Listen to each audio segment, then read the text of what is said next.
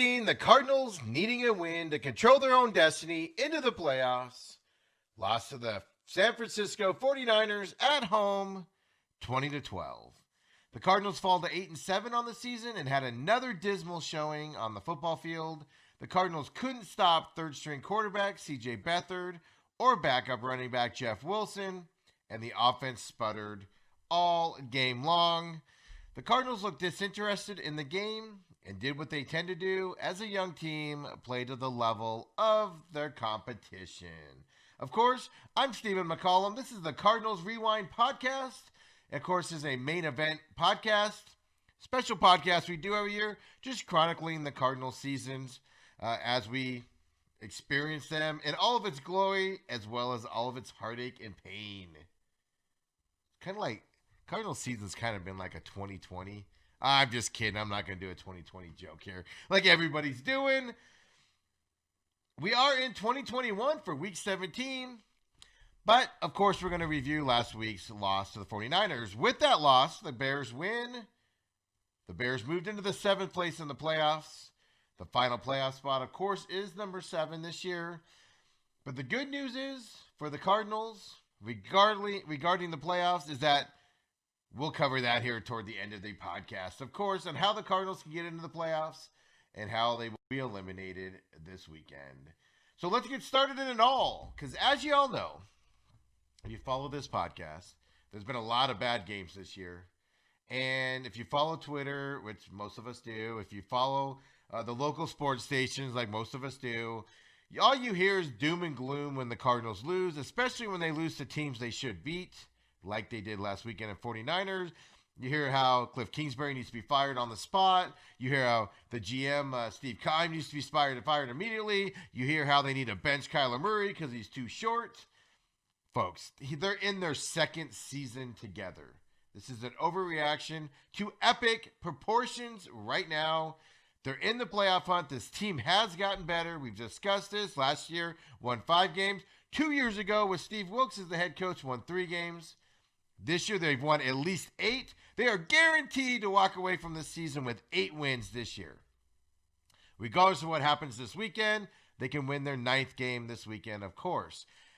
If we, as I say every week these last couple of weeks here, if you were to be told the Cardinals finished the season 8-8 and are in the playoff hunt in week 17, if I would have told you that at the beginning of the season, y'all would have been ecstatic about it. And it's because of the way it's gone, the ebbs and the flows, how they've lost to teams they should have beat, and they've beat teams that they shouldn't have beaten. You're kind of disappointed in how the season gone. Just like this 49ers game. They should have won it, but they don't, right? As you all know, we always try to find positives on this podcast. In some games, you have to search hard to find those positives because you're just so down on the team. I mean, giving up 12 points or only scoring 12 points against the 49ers. Look, I'm getting upset again right now just thinking about this game on Sunday. It's so disappointing. But giving up or scoring only 12 points is ridiculous fashion for this Cardinals offense. Absolutely horrendous. But we'll get into that here in a minute. However, I did find some positives. I did some searching. I moved some rocks around. Did a little digging. Looked under the Christmas tree. Found one wrapped right there. Wasn't easy. Had to go out into the desert, meditate for a few hours. Don't worry about it. I had no clothes on. There was a fire. Don't worry about that side of it. But I did find a couple of positives. Receivers not named DeAndre Hopkins actually contributed in a game, folks. Christian Kirk, 7 catches, 76 yards. Keyshawn Johnson. We had a Keyshawn Johnson sighting, everybody. 2 catches for 50 yards. 2 catches, 50 yards for Keyshawn Johnson.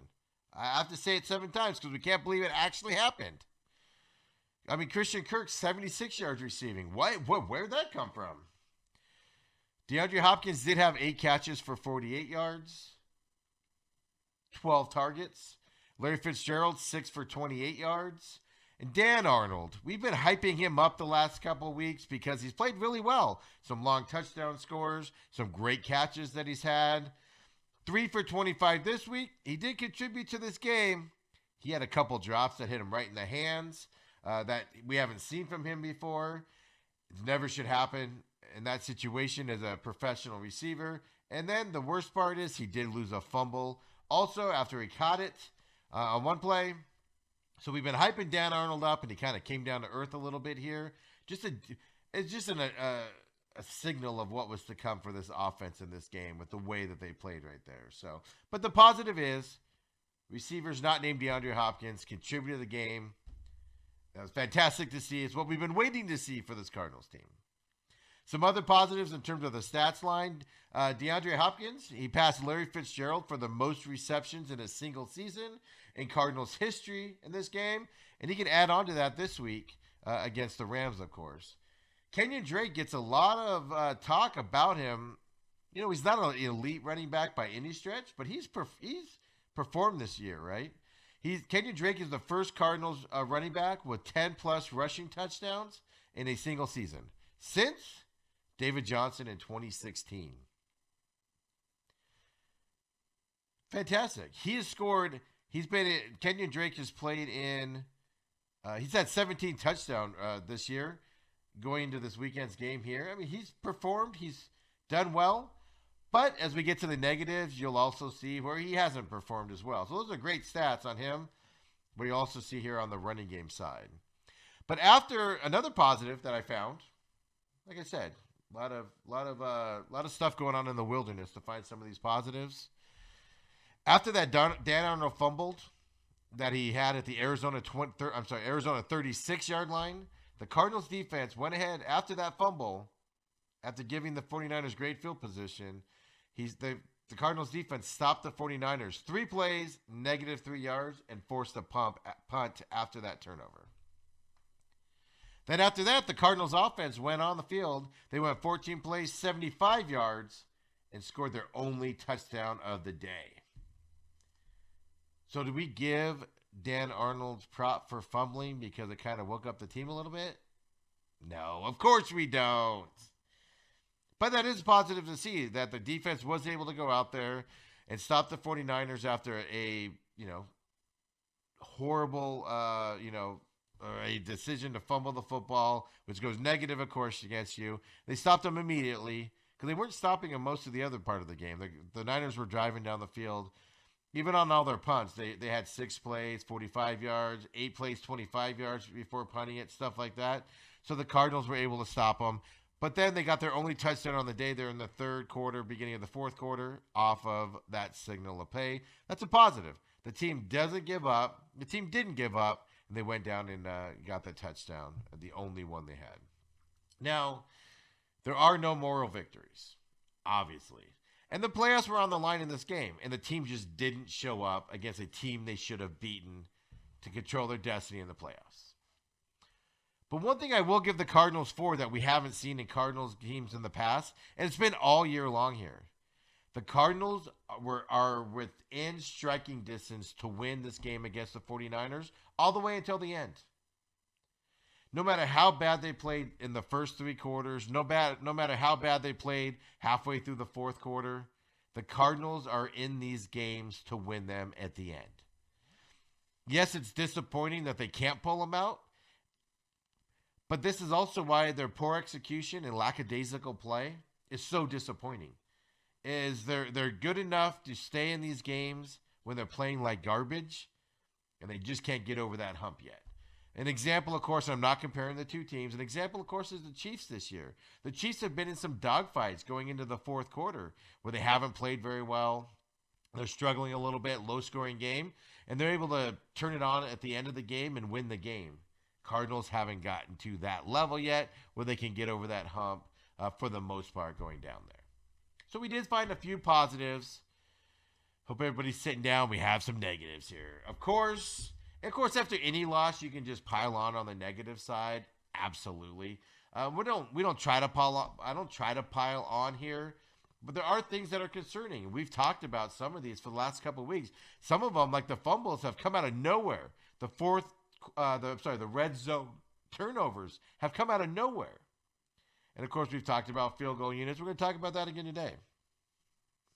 But one of the negatives is like whenever the Cardinals lose a big player, the big cog in their offense and even their defense, the team struggles afterwards. Chase Edmonds went out with a hip injury early in the game, and that affected the Cardinals' offense, especially the running game. The zero running game again for the Cardinals in here, except for Kyler Murray, of course. He had 8 rushes, 75 yards. But Kenyon Drake, 18 carries, 45 yards, and a touchdown. 18 carries, 45 yards. No running game for the Cardinals whatsoever. They were one-dimensional in this game, allowing the 49ers defense to tee up against the pass. 50 pass attempts. 5-0. 50 pass attempts. 27 rushing attempts. And if you take Kyler Murray's 8 out, right, because some of those were designed runs, but he also scrambled, 19 total rushing attempts handed off to a running back all game long. That allowed the 49ers to sit back and guard against the passing play, which also, wasn't stellar, although they did open it up and more receivers got into the game. It also allowed the Niners to bend but not break on their defense, and that's why the Cardinals had to settle for 3 field goals in the first half and 1 touchdown in the second half, their only scoring that they did. Got to be more, balanced on your play calling and execution on these games. One thing we've talked about, especially last week, but the last couple weeks, that's been rearing its ugly head. Since we've switched to colder temperatures, has the football gotten slicker? Has the football, somebody eat some popcorn before they went out on the field, and is the ball boy on the sideline snacking on some popcorn? Is he getting butter all over the ball? But what is going on with these fumbles? I brought up the issue of the Cardinals fumbling in the last couple weeks. It has been a weekly occurrence in the last 2 or 3 games. Obviously, early in the season, Kyler Murray's had a couple where he's been sacked and he's fumbled the football. But last week, Hopkins had a huge fumble in the red zone that he lost, right? Dan Arnold's fumbled this week that he lost, and the 49ers recovered it. Hopkins did have a fumble in this game, but they did get it back. The ball is getting on the turf way too much for anybody's liking. It's a newer issue for the Cardinals that's come out of nowhere. It's an interesting thing on why it's all of a sudden happening. Again, interceptions. Last week, I spoke about the red zone turnovers. You cannot have red zone turnovers and expect to win a football game. Because you can get a field goal or a touchdown out of it, and when you don't get any points on it, it's a killer, especially when you drive down the field. Last week, we spoke about the 2 red zone turnovers that happened. And this week, they have another one. And the Cardinals never used to turn the ball in the red zone. They were one of the best teams in the NFL. I don't know what the stat is now, but they were one of the best teams in the NFL in red zone scoring offense. So that's why it's even more shocking that it's happening now in the red zone. And the turnover in the red zone this week came when the Cardinals were trying to come back. Kyler Murray threw an interception in the end zone. In the end zone. 18 yards out. And he throws it, a horrible throw, right to an open 49er receiver by any stretch. Kyler Murray's throwing was off this week. Absolutely. He was throwing the ball in spots where receivers had to go out of the way to get him. But Witherspoon intercepted the Kyler Murray short right pass intended for Christian Kirk. Of course, in the end zone for the touchback. They were at the San Francisco 14, so they could have at least gotten a field goal out of it or even a touchdown. They would have won this game. They could have got a touchdown on that play. It's just a killer. And, of course, that happened in the fourth quarter of the game. And the Cardinals were down 20-12. It was right after the 49ers went and scored a touchdown at 20-12.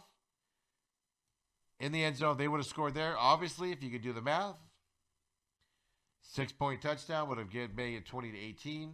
2-point conversion would have made it 20-20.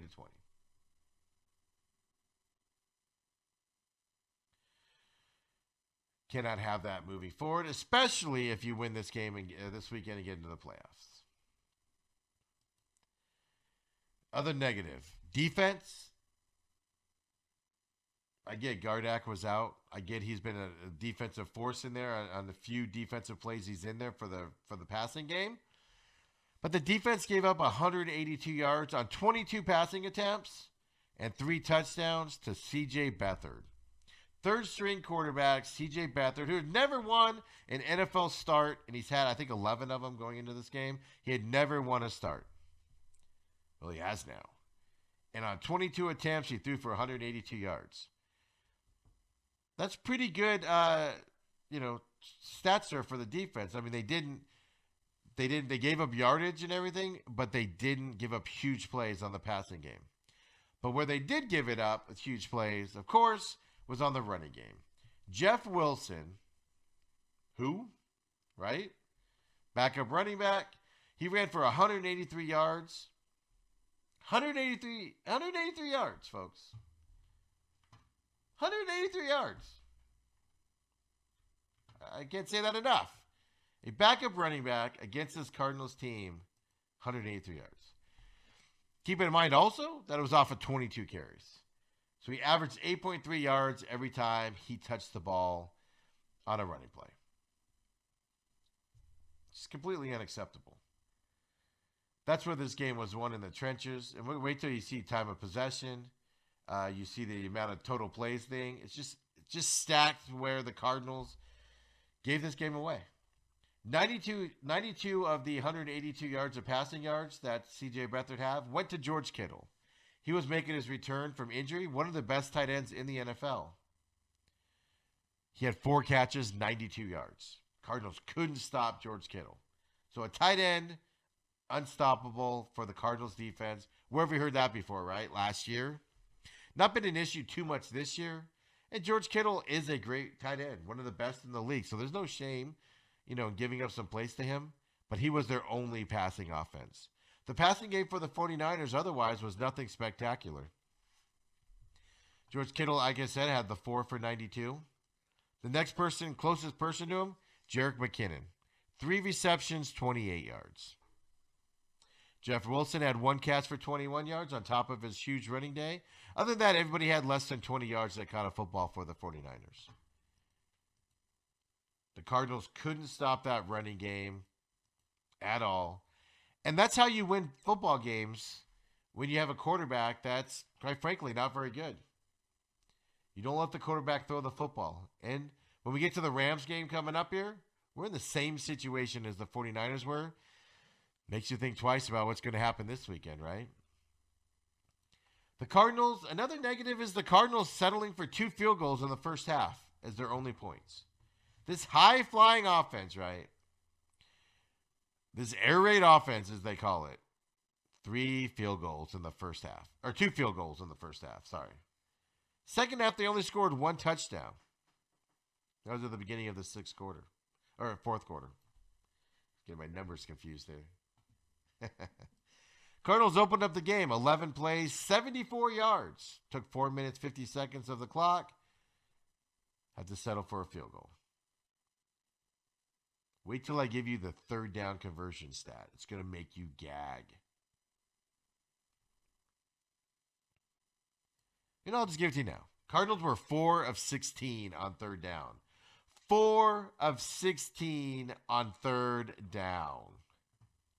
It's 25% conversion rate. You don't win many games when you're only 4 for 16. Now, a lot of you know that the Cardinals like to go for it on 4th down as well. Right? And when they get to that 3rd down, they punt it a lot here. But like I said, 25% 3rd down efficiency. 4th downs, they went for the 4th down 6 times. They were 4 for 6, so 67% conversion rate. But we've talked about this before in an observation I had a few weeks ago. The Cardinals leave a lot of 3rd and shorts, right? 3rd and 1, 3rd and 2 that they just can't convert. They make him go for it on 4th down. And on the field goals, I'm going to touch on this part of the field goals now. If you've noticed, the Cardinals aren't kicking very many, none, 45, 48, 50-yard field goals anymore. They're going for those on fourth down. They're going for those on, in those situations because they know Mike Nugent can't make them that far. We'll talk about the field goal distances here coming up as well. So those are a lot of the negatives, and those are the negatives that cost you the game for the Cardinals. And as I said, this is foreshadowing for what we're going to see this weekend against the Rams. We're in a similar type game this weekend. Could be with a better Rams defense, and when we get to that, we'll see. Did the Cardinals learn anything by losing to the Dolphins earlier, the Panthers earlier, all by not showing up on offense and not playing well? Did they learn anything? Can they beat the Rams this weekend as we get to that? Here's a stat that just blows your mind. Total offensive plays in this game. 49ers had 55. 5-5. 55. That's it. 55 total plays. Cardinals had 80, which is average for them, which is about right for the Cardinals. 55 49ers offensive plays, and they scored 20 points out of those. Total rushing plays. This is an amazing stat. 49ers ran the ball 30 times total. Quarterbacks, everybody. Cardinals, 27. We talked about that earlier. So basically the same amount of rushing plays. The average game per rushing play, 49ers, 7.6. Cardinals, 4.4. This game was lost because Jeff Wilson ran all over the place. But Cardinals had offensive plays. They had 80 offensive plays, which is average, especially for them. They scored 12 points out of that. Just atrocious offensive play calling and play execution. Those of you that watch this podcast know that we have been following the field goals all year. It's a big sense of, what's the word I'm looking for? Controversy here, right? Between Zane Gonzalez and Mike Nugent. It's worked out for them so far. They're not leaving any long, huge field goals. The Cardinals, which was my complaint early in the season, is the Cardinals were relying on 48, 50, 52-yard field goals. We've been over this. We've been over this 1,000 times. People still try to argue with me that it's not an issue. And it hasn't been an issue. Because now with Mike Nugent, the Cardinals are getting the ball farther down the field. He was 2 for 2 this weekend. Made him. 27-yard field goal. Before Mike Nugent came on, they had 2 field goals in a 27-yard range. They've had 3 since, I believe it is. They're driving the ball farther before they kick a field goal now since they've switched field goal kickers. In the second quarter, though, they did leave a long one, but it was a 43-yarder. Zane Gonzalez was hitting the low 40 field goals beforehand. Where he was missing them was those 48, 50, 52-yarders. So we know Mike Nugent can hit a 43-yarder. I still question if he can hit even longer than that. Can he hit a 45? We don't know. And the Cardinals know. And they're not leaving those field goals for him to kick. They're going for those fourth downs when he's at that distance instead of going. Whereas earlier in the year with Zane Gonzalez, they were lining up and kicking the field goal in those situations. We'll see. Keep it going. Game comes down this weekend. They're down by 3, or they're up by 1, or they're down by 2. Cardinals need to kick a field goal. Time's running off the clock. They have to kick a 48-yarder. See what happens, right? Time of possession, 49ers, 27 minutes and 44 seconds. And for those of you that can do quick math, you know that the Cardinals dominated the time of possession in this. 32 minutes and 16 seconds. Cardinals had the ball longer. They had more plays. 12 yards to show for it. 49ers defense isn't that great. But they bottled up this offense, especially the running game. Cardinals went to an unbalanced play calling system where they threw 50 passing plays. That allows the defense to know that the passing plays are coming and not respect the running play. That's what the Niners did. Things couldn't be converted. Awful game. Awful, awful game again for the Cardinals. This one was more disappointing than the Panthers one earlier in the season and the Dolphins game and the New England game. We can go into all these losses, right, of their 7 that they should have won. And they should have played. They just didn't come out and play well. And they struggled in the offensive side of the ball, right? This is just another game in there. This one meant more, though, because they could have improved their chances to get in the playoffs by winning last weekend. But let's get into the playoff picture here, and then we'll go into this week's game against the Rams, right? Let's forget about last week. Let's forget about all the other games. We know this young Cardinals team does this stuff. It's infuriating because our expectations have changed, but it's what we have to deal with as a young team. Hopefully they can learn and grow from it. But after that game, of course, Cardinals had to wait for the Bears games to see how that went. The Bears won, of course. So the Bears moved into the 7th spot in the playoff chase.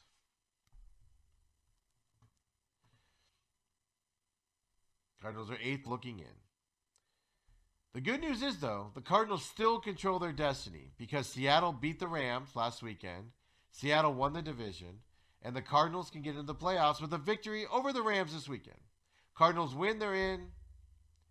Cardinals lose, they're out. They don't need any help from any other team to get in. It doesn't get more simple than that. And you cannot. It's a great position to be in if you're a Cardinals fan. And the Cardinals, absolutely. This is where you want to be, right? I mean, you'd rather be 14-1 and win have guaranteed get in. But for a young team, this is what you wanted. You want them to be in contention to go. They don't have to wait for somebody else to lose. They don't have to do any of that. Win, you're in. Lose, you're out. Simple. I don't know how to make it any more simpler. The Rams don't have that situation. We'll talk about that here in a minute as well. So lots of injuries things going into this game here.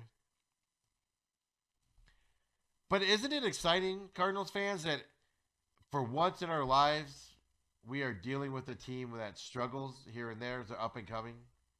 People need to have a little bit of patience, though, because, like I said, 2nd year where these guys are working together. Take some time to learn to win in the NFL. We've all seen it numerous times, right? But this team has improved. This team is improving year 2. If this is happening in year 4 or 5, I agree with you. It's an atrocious deal and something will need to happen. But for now, it's not the case. We're in a position none of us expected them to be in. And if you expected them to be in this position, I'm going to call a liar.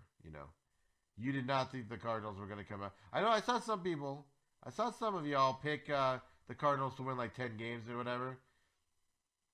That was obviously something a little crazy. And they could have done it, though. That's the unfortunate thing, is the Cardinals could have done it. They could have won that many games. They would have put some of these losses together. But you get a lot of inconsistency with young teams trying to get over that hump. You get a lot of inconsistency with them, especially with a young head coach as well. It happens. So let's look at the Week 17 matchup against the 9-6 Rams.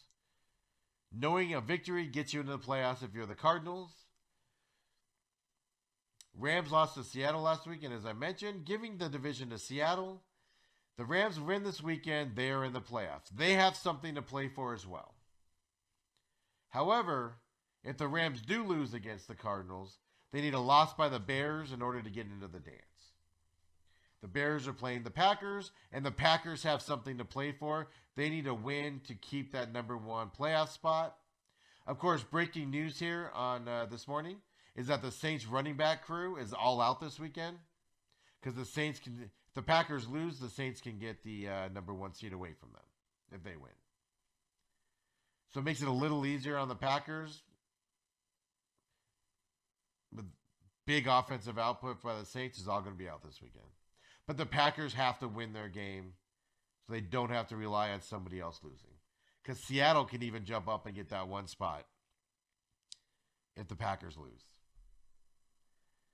So the Rams have something to play for. They do not want to leave it into the Packers' hand to beat the Bears. Even though we all think the Packers are going to beat the Bears. Even Bears fans this week And our pick-up will pick the Packers to win this weekend.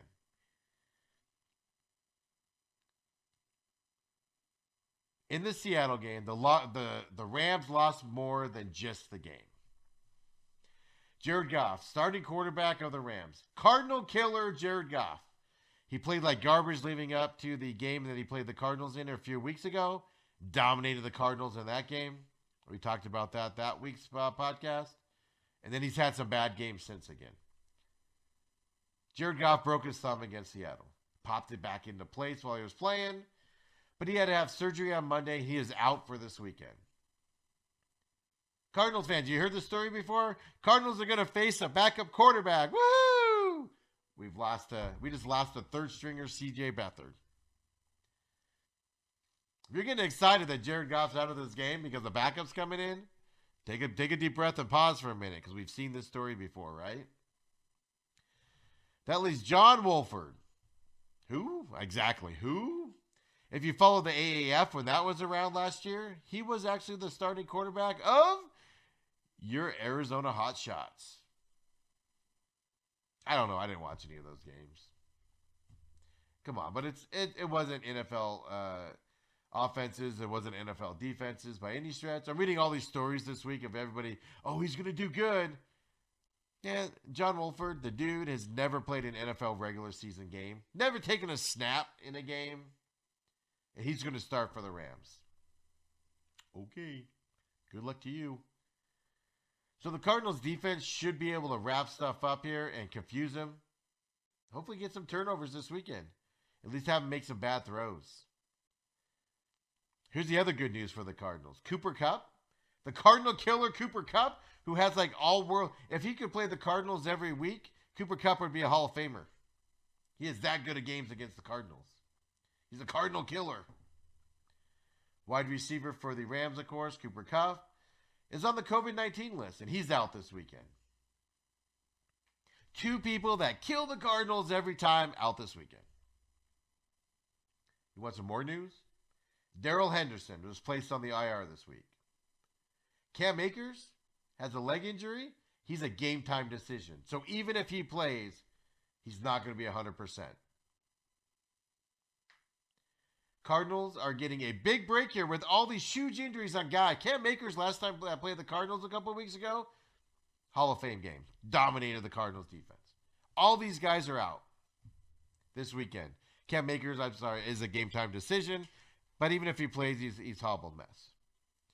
That should make this a guaranteed win for the Cardinals. They come out, play their football. They should dominate this game and win it.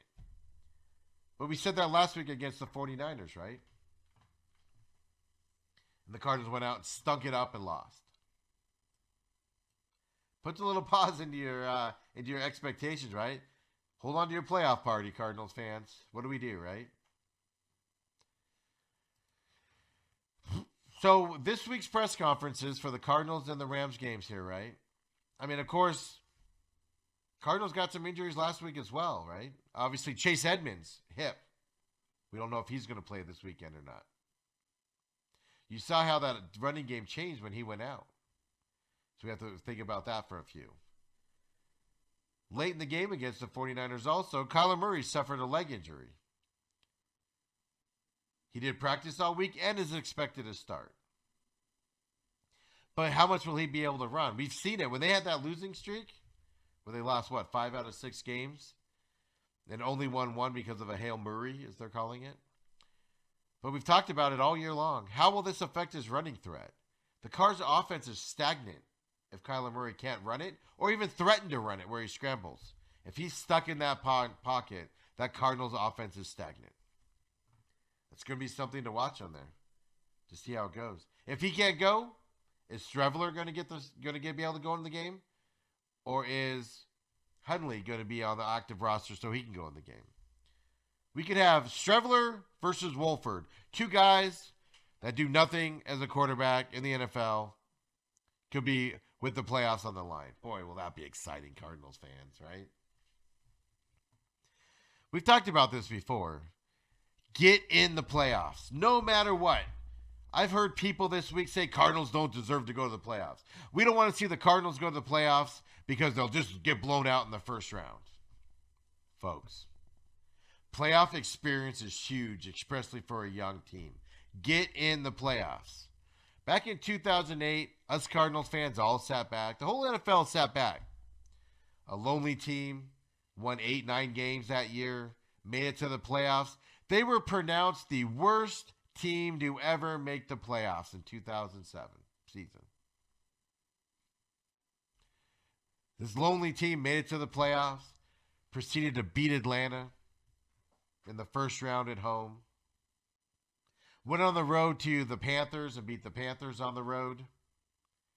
Came back home and beat the Eagles in the NFC Championship game. Went to the Super Bowl. Was a minute 22 or so away from winning the Super Bowl that year.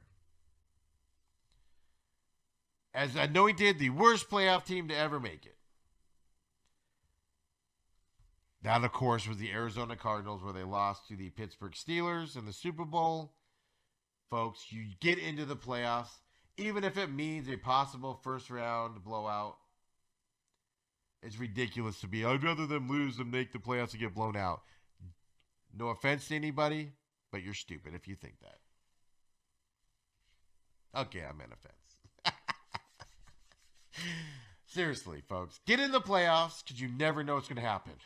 If the Cardinals face the Seahawks in their first playoff round, does anybody think the Seahawks, I mean, you know the Seahawks can beat them, but you also know the Cardinals can beat the Seahawks as well.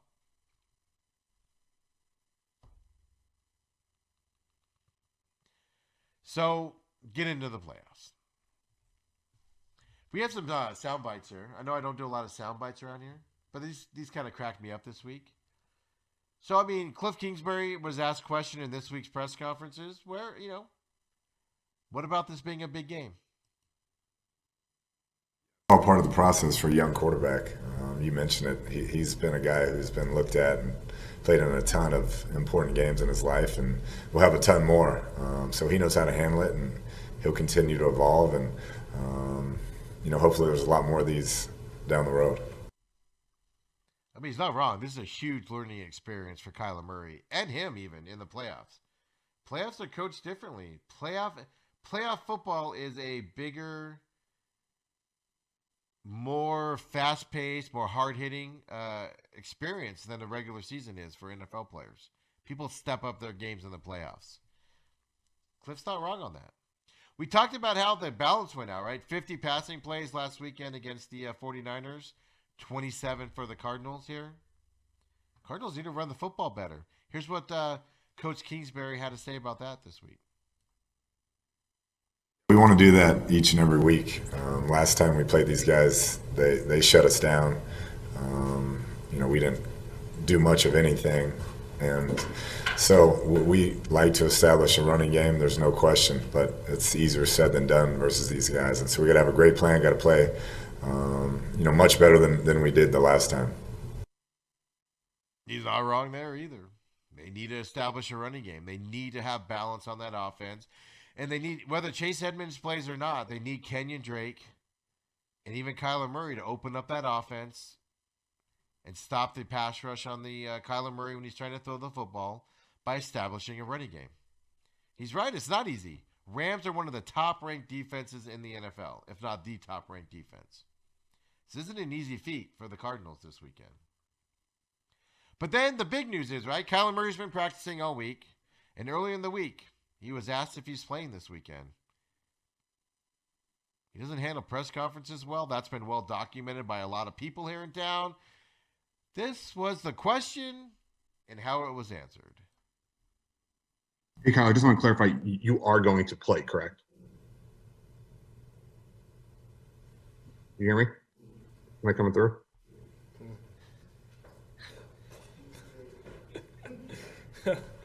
What was the question? I just want to clarify. You asked me if I was going to play? Yeah, I just want to clarify just because I wasn't sure about the first answer. Go tweet out that I'm going to play. Yeah, I'll be playing. Right? He says he's playing. He said that, I believe, Tuesday in the press conference on Tuesday and everything. But, man, how awkward of a response there. But he says, you want to tweet out I'm going to play? Then tweet out I'm going to play. I'm going to play is what he said. But keep in mind, like you said, we heard Cliff talk about how this is a big game, and he hopes that it's a learning experience and that there's more of these big games in everybody's future, especially Kyler Murray's future. Here's Kyler Murray embracing Sunday's big game. I think everybody should relish it. It's an opportunity that, only we could ask for is, opportunity to play in the playoffs, get in, and we're right where we want to be, obviously, with everything that's happened this year. We still got opportunity, so I think everybody should embrace it and leave it out on the field on Sunday. I mean, he's got the right attitude towards it. You embrace it. Let's go out and win this thing, man. Let's get in the playoffs, folks. Let's get our playoff bonuses coming our way. But here's the interesting thing, right? I was also checking in on the Rams press conference this week because Wolford's playing. Sean McVay can do nothing but hype up John Wolford, that he's excited he's going to play, that he's doing the right things. And boy, does Sean McVay ever exude confidence in John Wolford, at least publicly. You're really as confident as you say in this kid. The kid's never thrown an NFL pass in the biggest game of the year. You're confident. I'm confident in John Wolford. I'm confident in John. I'm also confident in the other 10 players around him and understanding what guys need to do to step up. We got to go do it, and we got to go do it collectively and together. But man, what a great opportunity to respond, and let's go lay the chips out there and see what the heck happens. How great is that? That even the reporter's like, you're confident in John Wolford? He's going to be able to throw a ball? It's so great. Everybody's not sure about this move at all, right? But then, right, what's the story? This makes me laugh at this point. I know we're making fun of the Rams a little bit here. Because, Sean McVay has to say these things. He can't come out and be like, oh, of course we're worried. The guy's never thrown an NFL pass before. He's been a backup in this league for however many years for a reason. He's just not good enough to be a starter. But he's going to start this weekend. Like, he's not going to say that stuff, right? But when people get an opportunity to play, right? The Bears did it earlier where, Mitch Trubisky had one of the best walkthroughs ever. Everybody always goes to the walkthrough. Sean McVay is no exception. John Wolford, never taken an NFL snap. He has confidence. You just heard the clip where he has confidence he's going to perform this weekend. But you know why John Wolford is going to have a great weekend, this game this Sunday? This is why. Really, I thought he did a nice job. A great communication, great command of what we're trying to get done, great understanding and ownership of the initial parts of the game plan. And I think that's really important, because it starts with that quarterback then being able to echo and articulate it in the huddle with the other 10 guys. And he did a really nice job, and it's a good start to the week. But that's been consistent with John's rhythm and routine. So John Wolford had a good walkthrough. He was able to articulate the play calls. This is what the Rams are talking about in Week 17, playoffs on the line. And they're talking about he's trying to sell us on how good John Wolford's going to be this weekend because he can take the play calls and articulate them in the walkthrough. Wow. Like I said, Sean McVay has to say this stuff, but I also have to laugh at it. So, tit for tat. So, this is my favorite question from the reporters. I've said it how many times now? John Wolford has never taken an NFL snap a day in his life. John Wolford was just on the AAF, the Arizona Hotshots last year. Played good from what I've read. From the way everybody's hyping him up, he played well. John Wolford, again, has never taken an NFL snap. I'm repeating that for a reason. This is the question and response for a guy about to take his first NFL snap in a game that means playoffs or no playoffs.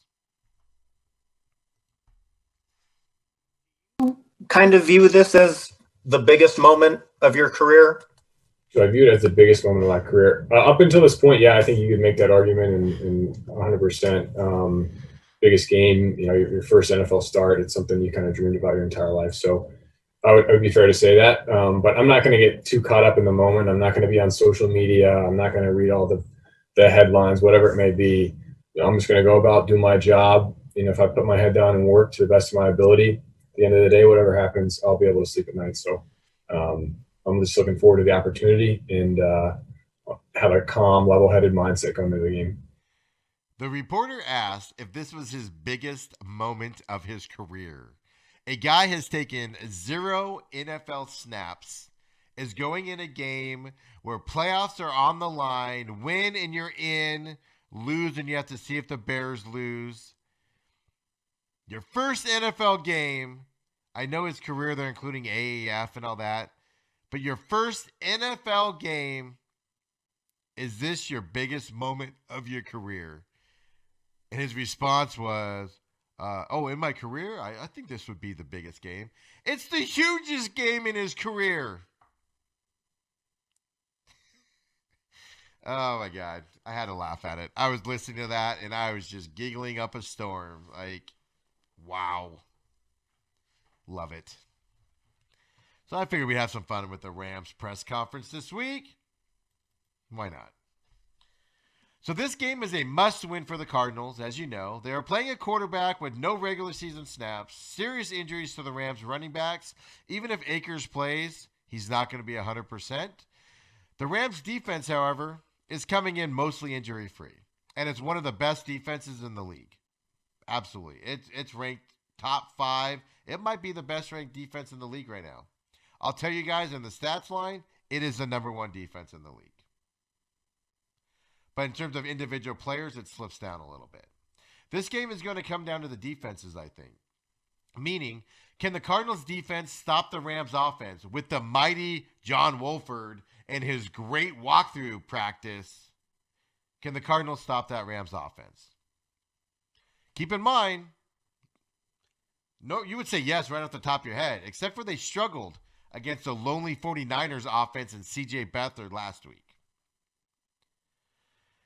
And on the other side, can the Cardinals offense do anything against the Rams' top-ranked defense? They struggled against the lowly 49ers defense with all those injuries on them. Can the Cardinals score more than 12 points this weekend against a better defense than they played last week? This game comes down to the defenses. If you go off the past Cardinals history, these are the games, and this year especially, where the Cardinals have struggled in. And they lose them. They've lost several of these games. They're in them till the end. They have a chance to win at the end. They've won some of them, and they've lost 6 of them in terms of games they should have won. However, the playoffs are on the line. There's no room for error now. Last week, they could have made an error. They did. They made the error, but they're still alive in the playoff hunt. This week, nope. You win, you're in. You lose, you're out. Even a young team with that motivation will come in and win and be good in this game. I'm hoping. I'm guessing. My prediction is Cardinals win this game on the road in Los Angeles in that brand new stadium they've never played in before. No fans. 24-17 over the Rams. And they clinch the playoff spot. The Cardinals could be the 6th seed if they beat the Rams and the Bears lose and the Rams get in. The Cardinals will be the 6th seed, or they'll be the 7th seed if the Bears win and the Cardinals win. The game is on CBS this weekend, folks. Don't go to Fox. CBS is picking it up. I believe Tony Romo and Jim Nantz are on the call. I saw that earlier this week. That'll be a fun game to watch with them making these calls. How nice is Tony Romo going to be to John Wolford? You know, John Wolford had a great walkthrough this week, guys. Hope the Cardinals are ready. 2:25 kickoff on Sunday. As I said, Cardinals 24-17 over the Rams.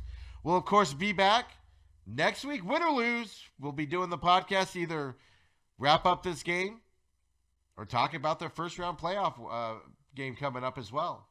So join us next week, win or lose, on the Cardinals Rewind. Of course, you can follow me at SMAC500, SMAC500, at the Main Event Pods, where we put these up, show notes, all that good stuff. So give us a follow there as well on all the socials. I'll see y'all next week. Go Cardinals.